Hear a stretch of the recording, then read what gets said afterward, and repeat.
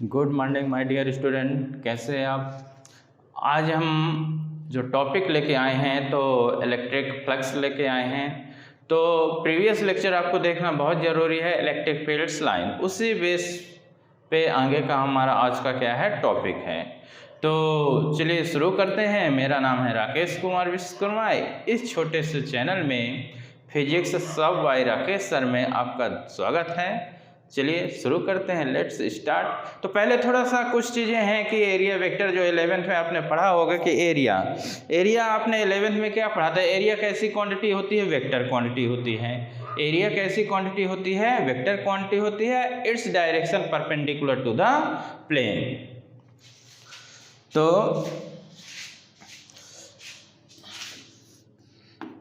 यानी area is vector quantity. Area कैसी quantity होती है, इज वेक्टर क्वांटिटी होती है।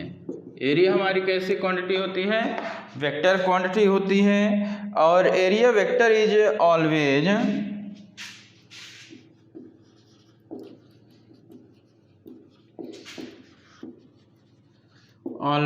परपेंडिकुलर टू प्लेन और सरफेस।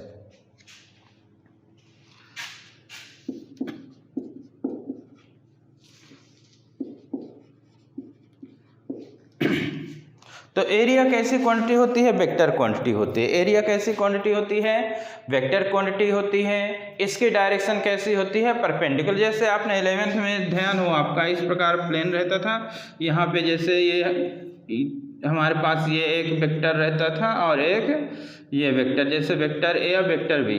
तो इसके परपेंडिकुलर प्लेन यानी जो डायरेक्शन होती थी, डायरेक्शन टू वेक्टर की जो डायरेक्शन, इस direction perpendicular plane containing two vector, यानी इस प्रकार मानी जाती थी इसकी डायरेक्शन। और कितना आता था, A B sine theta N cap. N cap क्या बताता था, यूनिट वेक्टर को, और जो कि यूनिट वेक्टर डायरेक्शन को बताता था। तो इस direction perpendicular to the plane containing two vector, it's direction is perpendicular to the plane containing two vector. तो एरिया हमारी कैसी क्वांटिटी होती है, वेक्टर क्वांटिटी होती है। तो इसमें से थोड़ा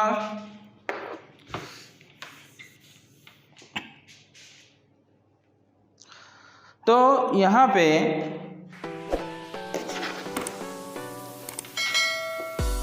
जैसे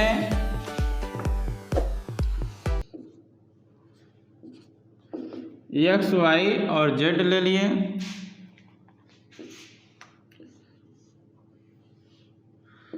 ए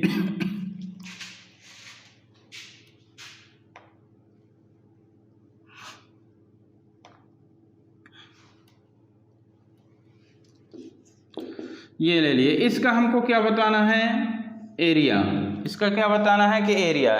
तो इसका एरिया आप कैसे निकालोगे, यानी मान लीजिए ये सभी कितना है, ए और ये सब क्या है, ए है। तो एरिया कैसे निकालोगे, तो एरिया इक्वल टू कितना हो जाएगा, यानी A D into A B, यानी A D cross A B cross कितना हो जाएगा, ए डी हो जाएगा। तो कितना हो जाएगा, ये ए और अब देखिए ये क्रॉस है, कैसा प्रोडक्ट है, क्रॉस है। और क्रॉस प्रोडक्ट में क्या रहता है, साइन। क्या रहता है, साइन रहता है। तो कितना आ जाएगा, साइन और कितना एंगल बनेगा, ये देख रहे हैं कहीं पे भी ले तो कितना एंगल बन जाएगा आपका, 90। कितना बन जाएगा, 90। और साइन 90 कितना होता है, 1 होता है। तो कितना हो जाएगा, ए स्क्वायर। लेकिन आपने क्या पढ़ा है, A cross B equal to A B sine theta N cap. और एन कैप डायरेक्शन को बताता है, यानी यूनिट वेक्टर हो तो जो डायरेक्शन को बताता है। तो अब देखिए ये एक्स एक्सिस और ये वाई एक्सिस। एक्स एक्सिस में जनरली आई लेते हैं, वाई एक्सिस में क्या लेते हैं, जे, और के वाई में जे, और इसमें क्या लेते हैं, के।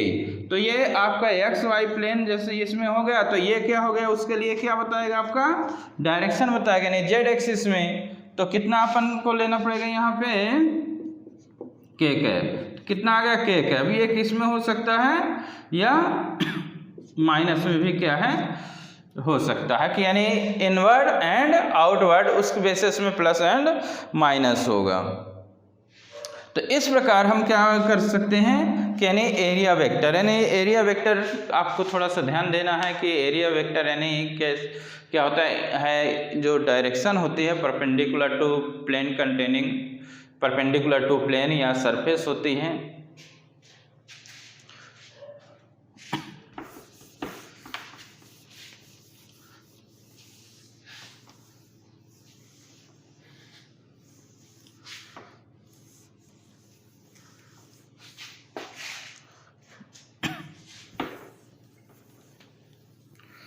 इसी में जैसे आपका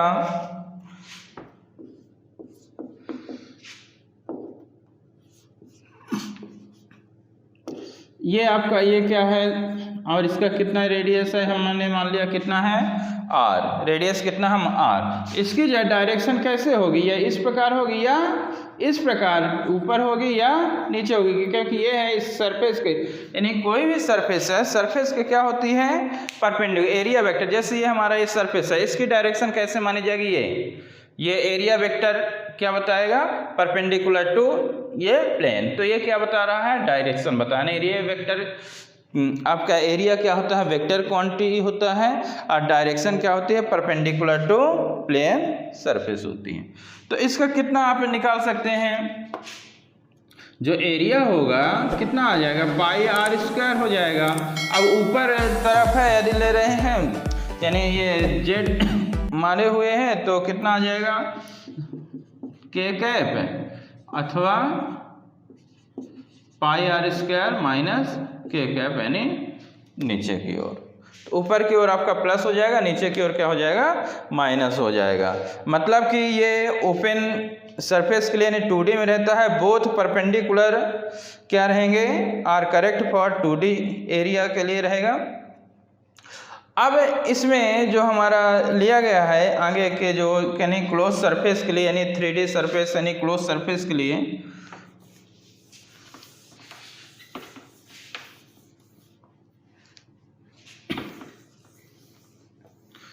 तो इसमें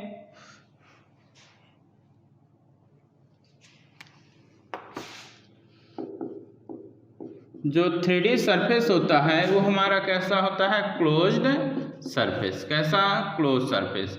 और इसमें हम क्या कंसीडर करेंगे ओनली आउटवर्ड नॉर्मल, यानी इसमें जो हम कंसीडर करने वाले हैं कि जो इसमें डायरेक्शन होगी यानी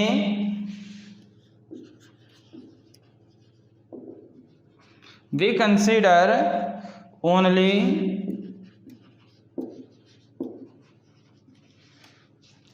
ओनली आउटवर्ड नॉर्मल डायरेक्शन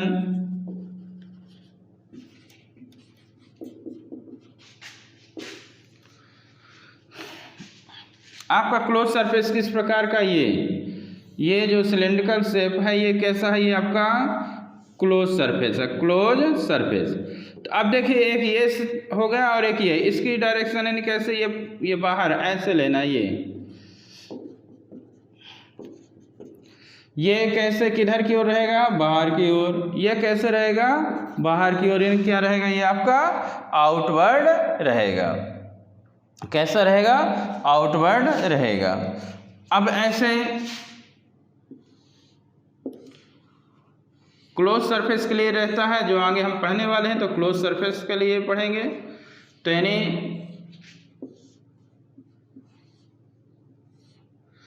ये आउटवर्ड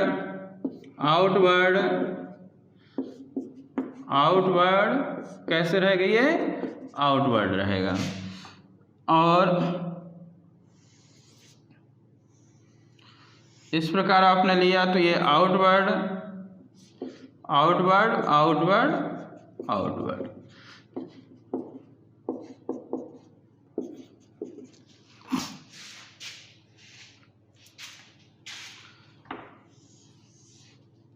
हर जगह कितना एंगल बनेगा 90 डिग्री बनेगा। तो इस प्रकार ये क्या लेंगे कंसीडर करेंगे 3D सरफेस के लिए जो हमारा क्लोज सरफेस है, we consider only outward normal direction. तो ये आपके किस प्रकार के ये जैसे सिलेंडर है, स्फीयर है या वो जो क्यूबॉइड रहेगा इस प्रकार का, ये सब क्या रहेंगे आउटवर्ड रहेंगे।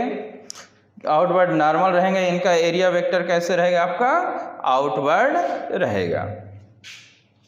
जैसे ये स्फीयर में भी कैसा है, ये आपका आउटवर्ड रहेगा। तो ये आपको थोड़ा सा ध्यान रखना है दिमाग में कि जो 3D सरफेस है, क्लोज सरफेस है, एरिया वेक्टर कैसे रहेगा इसका, आउटवर्ड एरिया वेक्टर। हमें मेन पढ़ना है, इलेक्ट्रिक फ्लक्स पढ़ना है। मेन हमारा जो टॉपिक है इलेक्ट्रिक फ्लक्स है, उसके बारे में हमको क्या करना है, पढ़ना है। तो यहाँ पे अब हमारा जो टॉपिक है इलेक्ट्रिक फ्लक्स।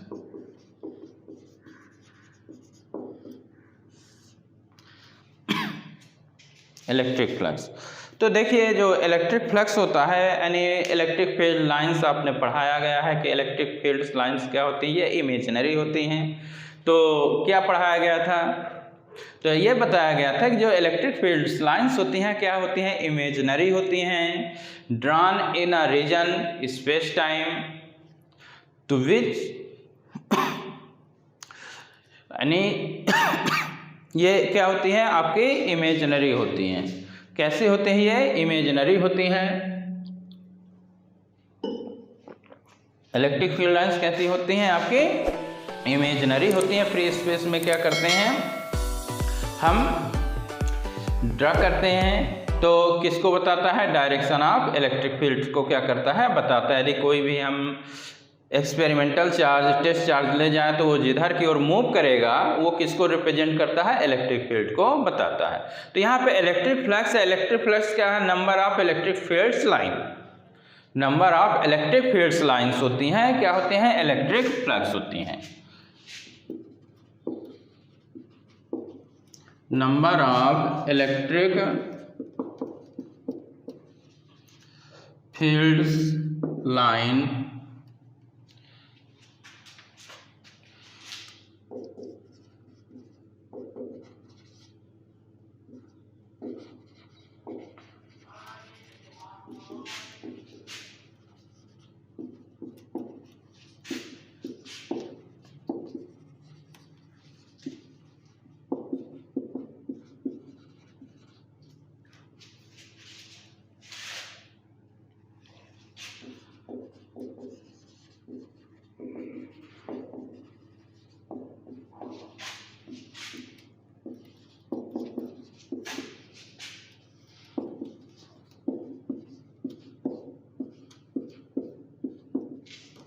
इलेक्ट्रिक फ्लक्स क्या होती हैं, इलेक्ट्रिक फ्लक्स क्या होती है, number of electric fields line, number of electric fields line होती हैं पासिंग थ्रू सरफेस। ये हमारा सरफेस है, इस सरफेस से जितनी इलेक्ट्रिक फील्ड, ये हमारा चार्ज है, ये क्या है, चार्ज है, इससे बहुत सारे इलेक्ट्रिक फील्ड्स निकलेंगी, इलेक्ट्रिक फील्ड्स लाइन। और इससे क्या हो रही है, जितनी क्या हो रही हैं, इस सरफेस से जितनी क्या हो रही हैं, पास हो रही हैं, जितनी इस सरफेस से पास हो रही हैं उसी को हम क्या कहते हैं, इलेक्ट्रिक फ्लक्स कहते हैं। ये आपका क्या हो सकता है, it can be positive, negative और जीरो। क्या हो सकता है, पॉजिटिव, नेगेटिव और जीरो हो सकता है। यदि आपका ये प्लस है, कैसा है, ये आपका प्लस है, तो प्लस चार्ज है, तो ये आपका कैसा, ये फील्ड्स लाइन ये क्या हो रही हैं, ये निकल रही हैं, तो ये आपका कैसा होगा, पॉजिटिव इलेक्ट्रिक फ्लक्स। प्लस है, प्लस से जब निकलेंगे तो जो इलेक्ट्रिक फील्ड्स लाइंस होती हैं तो ये कैसा कहला जाएगा, ये पॉजिटिव इलेक्ट्रिक फ्लक्स कहलाएगा। नेगेटिव, ये इनफाइनाइट से क्या है, आ रही हैं, तो ये आपका क्या कहला जाएगा, negative electric flux.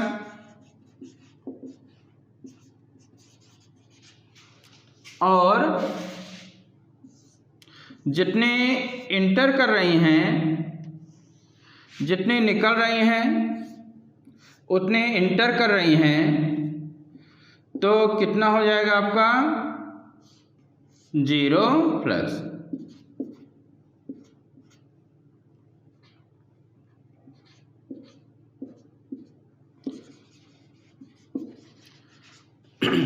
Electric flux क्या हो सकता है, पॉजिटिव, नेगेटिव और जीरो।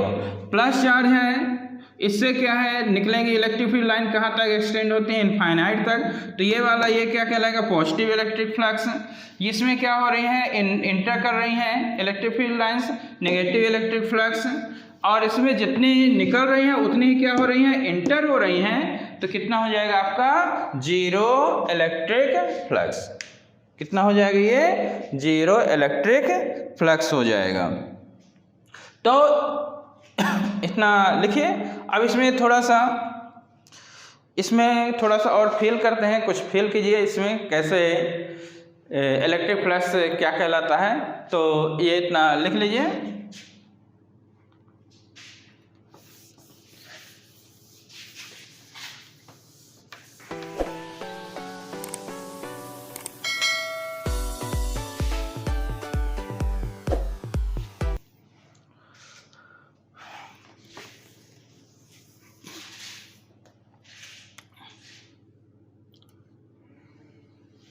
ये हमने एक सरफेस लिया,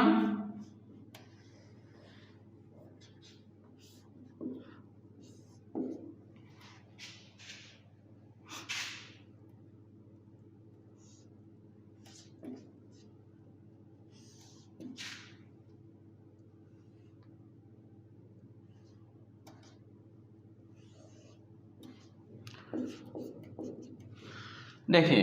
अब इससे बताइए एक सरफेस है, कितने इलेक्ट्रिक फील्ड लाइंस निकल रही हैं। यानी ये बताया गया है कि जो सरफेस है, सरफेस से जितने इलेक्ट्रिक फील्ड लाइंस क्या होती हैं, निकलती हैं, लिंक्ड विथ दैट सरफेस, उसको हम क्या कहते हैं, इलेक्ट्रिक फ्लक्स कहते हैं। तो अब इसमें देखिए कितनी निकल रही हैं, कितने हमने बनाया है, 4 बनाया है, लेकिन कितनी पास हो रही हैं सरफेस से, 3। तो कितनी हो गई इसकी, 3। ये आपका क्या होता है, इलेक्ट्रिक फ्लक्स होता है। यानी सरफेस से जितने भी निकलेंगे उसको हमको क्या करना है, काउंट करना है, लेना है। सरफेस से जितने इलेक्ट्रिक फील्ड लाइंस पास होंगे उसको हमको क्या करना है। अब हमने इलेक्ट्रिक फील्ड क्या कर दिया, स्ट्रांग कर दिया। इलेक्ट्रिक फील्ड क्या कर दिया हमने, स्ट्रांग कर दिया। इलेक्ट्रिक फील्ड जो है स्ट्रांग कर दिया। तो फील्ड लाइन डेंसिटी मतलब क्या हो रही है, इंक्रीज हो रही है। यानी फील्ड लाइन डेंसिटी क्या, इंक्रीज। तो जब फील्ड लाइन डेंसिटी इंक्रीज करेंगे, इलेक्ट्रिक फील्ड क्या होगा, स्ट्रांग होगा।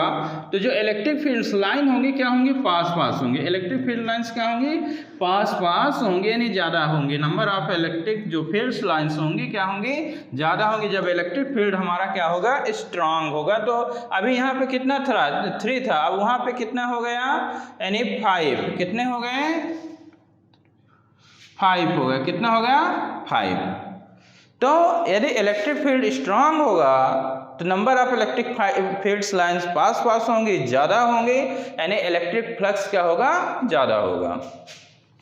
अब हम क्या कर दें, एरिया ज़्यादा ले लें। क्या ले लें, एरिया ज़्यादा ले लें। हम क्या कर दिए यहाँ पे, अब अगले पॉइंट में हमने क्या कर दिया, एरिया। तो जब हम एरिया ज़्यादा लेंगे,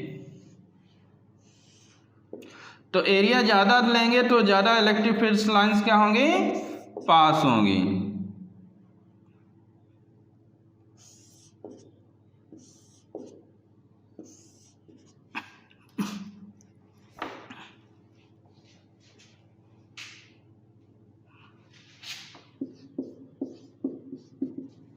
यानी एरिया हम क्या कर रहे हैं, ज़्यादा ले रहे हैं। एरिया ज़्यादा ले रहे हैं तो मतलब जो इलेक्ट्रिक फ्लक्स है एरिया के भी क्या होगा, डायरेक्टली प्रोपोर्शनल होगा। यानी कितनी हो रही है यहाँ पे,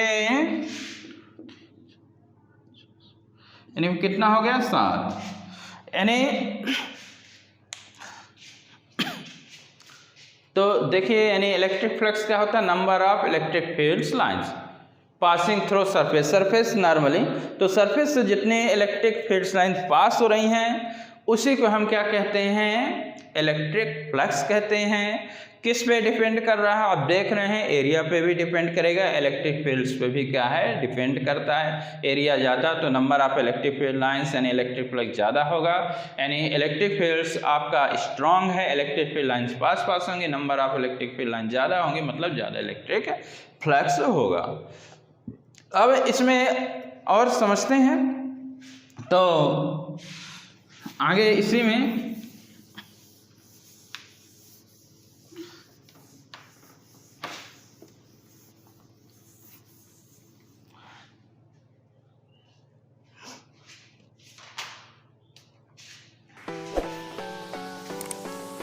तो देखिए क्या मिला हमें, स्केलर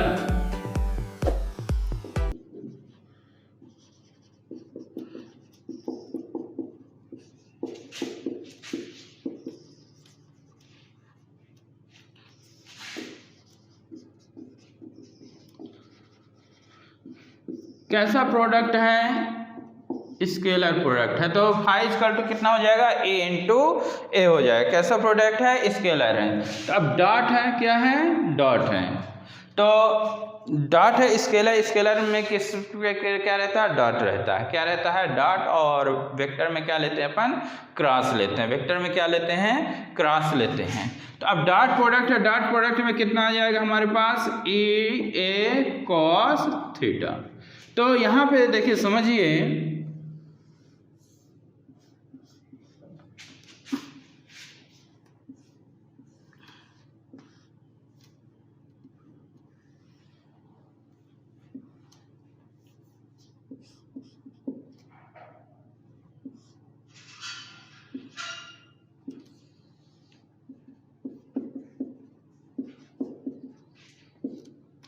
यहाँ पे देखिए कितना एंगल मान रहे हैं, थीटा मान रहे हैं। Theta is angle between E and A. Theta क्या है, एंगल है, किनके बीच का एंगल है, ई एंड ए के बीच का एंगल है। अब यहाँ पे हम इसको क्या करेंगे, अब थीटा एंगल बनता है तो जो कंपोनेंट होगा इलेक्ट्रिक फील्ड का, कितने कंपोनेंट डिवाइड होगा, 2 कंपोनेंट में। कितने, 2 कंपोनेंट में। तो एक कितना हो जाएगा, ये वाला, ये आपका इलेक्ट्रिक फील्ड का ये कितना आ जाएगा, इसमें एरिया, यानी इसको आप जैसे कंपोनेंट निकालोगे, ये इसके सामने ये परपेंडिकुलर, ये क्या कहलाएगा, परपेंडिकुलर, ये क्या कहलाएगा, बेस। अब बेस हमेशा कॉस से आता है, तो कितना आ जाएगा, ये ई का ई कॉस थीटा हो जाएगा, और ये जो परपेंडिकुलर है ई साइन थीटा आ जाएगा। इसको कंपोनेंट डिवाइड होगा ए का, तो ए कॉस थीटा और ई साइन थीटा। बेस में ए कॉस थीटा, परपेंडिकुलर ई साइन थीटा। तो यहाँ पे देखिए ये आपका कितना आ रहा है, ए कॉस थीटा आ रहा है, और ये कितना, ए साइन थीटा। तो हमको क्या कहता है, डेफिनेशन क्या कहती है, क्या बताया गया है कि इलेक्ट्रिक जो फ्लक्स होता है, number of electric fields lines passing normally through a surface, उसको इलेक्ट्रिक फ्लक्स कहते हैं। अब हमको ई का जो कंपोनेंट लेना है, कंपोनेंट ऑफ जो ई हमें लेना है,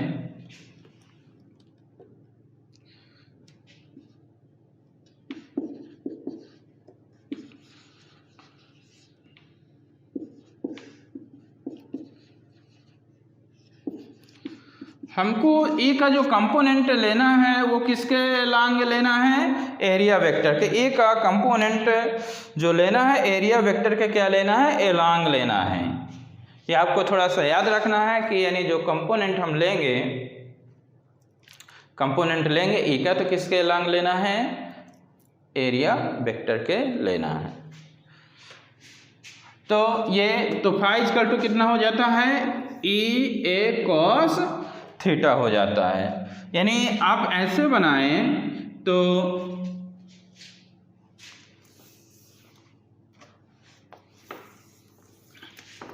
इस प्रकार यदि आप बनाएंगे तो ये आपका ऐसे बनेगा, ठीक है।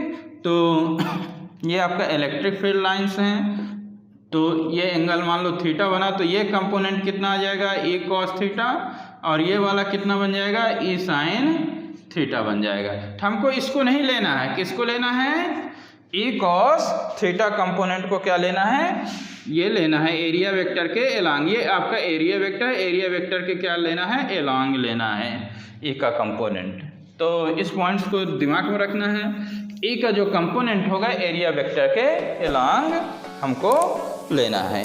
तो इलेक्ट्रिक जो फ्लक्स होता है, अब जब हम नेट की बात करेंगे कि फाइव इक्वल टू कितना ले लेते हैं, ए इंटू डी ए, जब नेट इलेक्ट्रिक फ्लक्स कैलकुलेशन करेंगे। अब हम ये देखते हैं कि इफ पहला नंबर पे यदि देखें कि जो हमारा एरिया वेक्टर है parallel to electric field, area vector parallel to electric field है, तो जैसे हमारा ये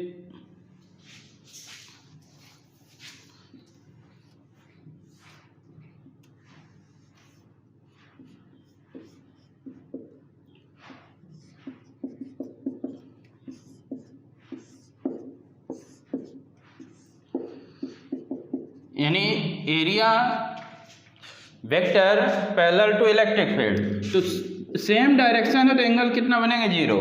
ये एरिया वेक्टर इलेक्ट्रिक फील्ड की डायरेक्शन सेम है तो एंगल कितना बन जाएगा हमारा 0 एंगल बनेगा। यदि अपोजिट होता तो कितना बनता 180, तो कितना हो जाएगा एंगल 0 हो जाएगा। तो फाई इक्वल टू कितना होता है आपका ई ए कॉस थीटा, थीटा की जगह आप कितना रख रहे हो 0, तो ई ए कॉस 0 और कॉस 0 कितना होता है 1 होता है, तो कितना आ जाएगा ये ई ए हो जाएगा। यदि आपका ये सेम है ए है साइड, तो एरिया कितना निकल आएगा ए स्क्वायर, तो कितना हो जाएगा ई ए स्क्वायर हो जाएगा। यदि ये अपोजिट होते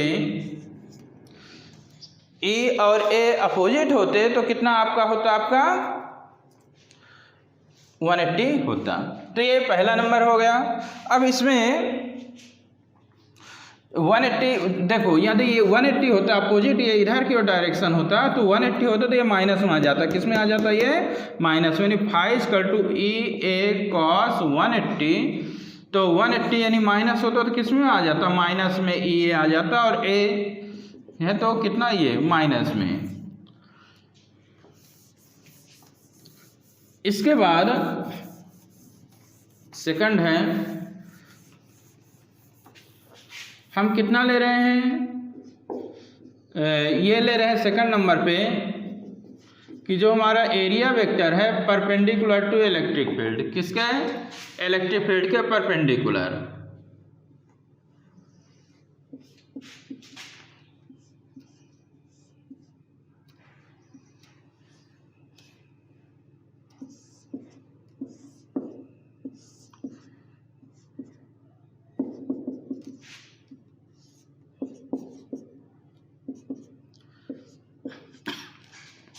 एरिया वेक्टर क्या है परपेंडिकुलर, परपेंडिकुलर है 90 डिग्री एंगल हुआ तो phi equal to E A cos 90, और कॉस 90 कितना हो जाता है आपका 0 हो जाता है। कितना हो जाता है 0 हो जाएगा, यानी फाई इक्वल टू 0, यानी 0 हमारा क्या हो जाएगा इलेक्ट्रिक फ्लक्स आ जाएगा। तो यहाँ पे 2-3 चीज़ें आपको ध्यान देना है कि एक तो जो डेफिनेशन है इलेक्ट्रिक फ्लक्स हमने क्या बताया कि number of electric field lines passing normally through surface. जो number of electric fields line होती हैं वही क्या होता है इलेक्ट्रिक फ्लक्स होता है। जब नंबर है तो क्वांटिटी कैसी हो जाएगी स्केलर क्वांटिटी हो जाएगी। एरिया वेक्टर में आपको ये ध्यान देना है कि इसकी जो डायरेक्शन होती है परपेंडिकुलर टू प्लेन सरफेस होता है। इसमें एक तीसरी चीज़ ये ध्यान देना है कि हमेशा हमको क्या लेना है कि जो ई का कंपोनेंट लेना है किसके अलोंग लेना है एरिया वेक्टर के, यानी पहले ही बता दिए गए हैं ई का हमको कंपोनेंट कैसे लेना है, यानी एरिया वेक्टर के अलोंग। जैसे ये है ये इसका एरिया वेक्टर ये कहलाएगा, ये आपका एरिया वेक्टर हो गया, ये आपकी इलेक्ट्रिक फील्ड है। क्या है ये इलेक्ट्रिक फील्ड है। तो हमको जब इसका कंपोनेंट लेंगे तो ये इसका कितना आ जाएगा, ये इसमें ये आपका कॉस आएगा ए कॉस थीटा, और ऐसे में कितना आ जाएगा ए साइन थीटा। तो हमको क्या लेना है ए कॉस थीटा लेना, क्या लेना है ए कॉस थीटा, यानी जो इलेक्ट्रिक फील्ड का जो कंपोनेंट लेंगे हम एरिया वेक्टर के अलोंग लेंगे। स्केलर प्रोडक्ट होता है यहाँ पे number of electric field lines cos के फॉर्म में लेंगे। किस फॉर्म में लेंगे कॉस के फॉर्म में लेंगे। अब इसी में आपका जो इक्वेशन है उस बेसिस में यूनिट कितनी आ जाएगी आपकी,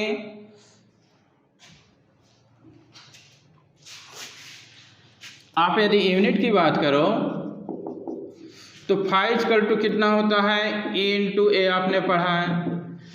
ई इलेक्ट्रिक फील्ड न्यूटन पर कूलम, ए क्या हो जाएगा मीटर, इसका ये क्या होगा यूनिट हो गई।